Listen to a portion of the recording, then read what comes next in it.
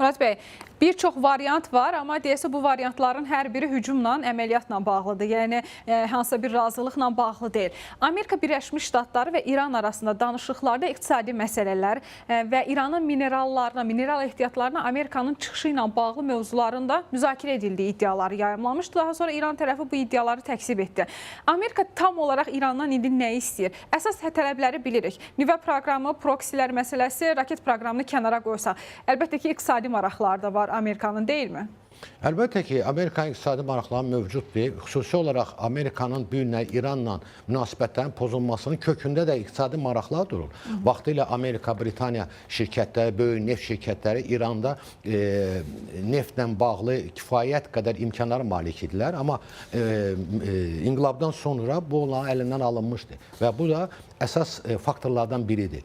Amma burada bir neçə məsələyə toxunmaq lazımdır və xüsusi olaraq minerallardan söhbət gedirsə, bəli, çox güman ki, İran tərəfi bu məsələləri irəli sürür və hardasa Amerikanın, Donald Trump'ın buna marağını nəzərə alaraq cəlbedici bir təklif kimi irəli sürür. Amma bir şey nəzərə almaq lazımdır ki, bu günlər İrana qarşı ciddi sanksiyalar mövcuddur və bu sanksiyalar məhz onun nüvə proqramı ilə bağlıdır. Yəni, bunlar hamısı bir-birinə bağlı məsələlərdir. Əgər bunlar aradan götürülməsə, sanksiyalar aradan götürülməsə, ABŞ-ın, xüsusi olaraq Avropa şirkətlərinin İranla hansısa bir əməkdaşlıqda söhbət gedə bilməz. Yəni, Amerika Birləşmiş Ştatları bu qədər hərbi gücü də yığırsa, deməli, sanksiyalardan geri çəkilmək, yəni sanksiyaları geri çəkmək fikri də yoxdur, elə deyilmi? Şübhəsiz, əlbəttə ki, bu qədər qüvvələrin orada toplanması bir mənalı olaraq uzun müddətli, geniş, hərbi əməliyyata hazırlıqla bağlıdır. Murad bəy, İranda hakimiyyət dəyişikliyi ilə bağlı Amerika Birləşmiş Ştatları tərəfindən dəfələrlə açıqlamalar gəlir. Amma son dönəmlər Trump'ın yanaşması ən azından verdiyi mesajlarda bu cürdür ki, bizim məqsədimiz yoxdur. Əgər məqsədimiz olsaydı, bunu çoxdan həyata keçirərdik. Bunu İran xalqı özü etməlidir. Orada kimin hakimiyyətə gəlməsi məsələsi Rza Pəhləvi indi çox fəallıq nümayiş etdirir. Buna bağlı Trump da qeyd etdi ki, onu tanımıram, amma yaxşı insan olduğunu düşünürəm. O ki, qaldı hakimiyyətə kimin gəlməsi məsələsi. Bunu artıq İran xalqı daxildə proseslər içərisində qərar verməli və bir nəfər önə çıxacaq. Həmin 10 nəfər gələcək hakimiyyətə. Bu əməliyyatların sadəcə məqsədi nüvə proqramı, raket proqramı və yaxud da ki, hər halda Amerika Birləşmiş Ştatlarının iqtisadi maraqları deyil. İranı həmçinin də neytral bir dövlətə çevirmək istəyir, deyilmi? O zaman da hazırki hakimiyyətin olması yəni işinə yaramır Amerikanın.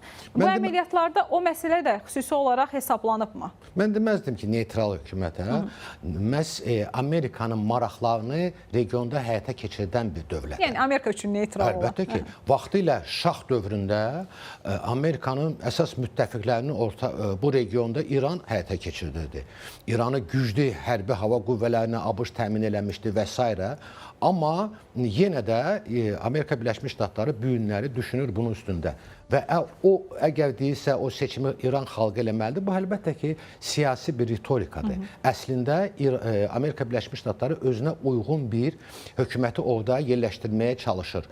Və birincisi, məhz Rza Pəhləvi ilə bağlı o müəyyən dəstəklər, mən sizə deyim ki, Münxen konferansında onun iştirak olunması, ona ora dəvət olunması, Ukrayna prezidenti Zelenski ilə görüşməsi, bunlar hamısı göstərir ki, müəyyən ona dəstəklər var.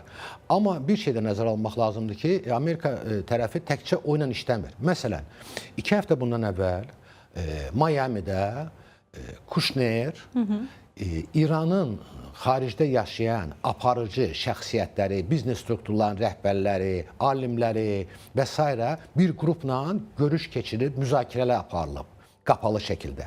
Yəni, Amerika Birləşmiş Ştatları bu ilə bağlı geniş araşdırmalar aparır. Amma bu məsələ elədir ki, bunu indidən proqnozlaşdırmaq mümkün olan bir şey deyil.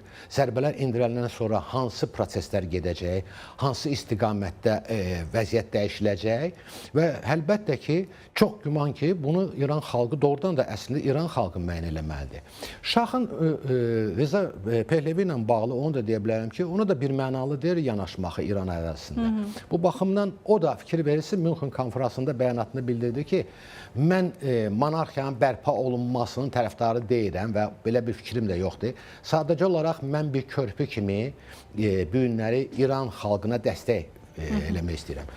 Və ümumiyyətlə mən düşünürəm ki, İran əhalisi bu günləri baxmayaraq ki, uzun müddət belə bir rejim altında yaşayıblar, amma kifayət qədər öz taleylərini müəyyən eləməyə qadirdirlər. Və bu son hadisələr də göstərdi ki, onlar öz hüquqları üçün nə qədər vuruşurlar, çalışırlar və s. Düşünürəm ki, əslində doğrudan da İran xalqı son anda öz taleyi müəyyən edəcək. Amma İran xalqı da çalışacaq ki, hakimiyyətə elə bir insan gəlsin ki, bu ölkə müxtəlif məhdudiyyətlərdən uzaqlaşsın, o sanksiyalardan uzaqlaşsın, dünyanın aparıcı dövlətləri ilə imkanlar yarada bilsin və investisiya axını, texnologiya axını ki, İran inkişaf eləyə bilsin. İranın bunun üçün kifayət qədər zəngin ehtiyatları var. Dünyada ikinci yer tutur qaz ehtiyatlarına görə, dördüncü yer tutur neft ehtiyatlarına görə. Amma ölkə görürsünüz ki, kasıbdır.